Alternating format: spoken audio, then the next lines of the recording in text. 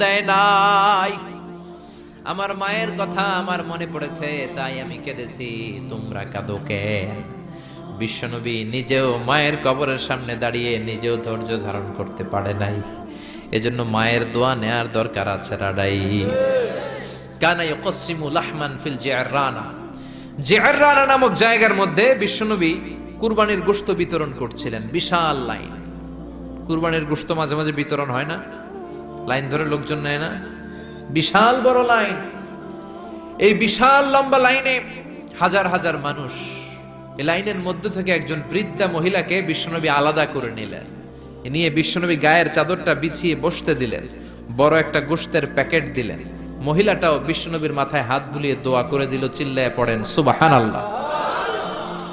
সাহাবারা বললেন, নবী, হাজার হাজার মানুষ গোশত নেয়ার জন্য লাইন ধরেছে, কাউরে আপনি লাইন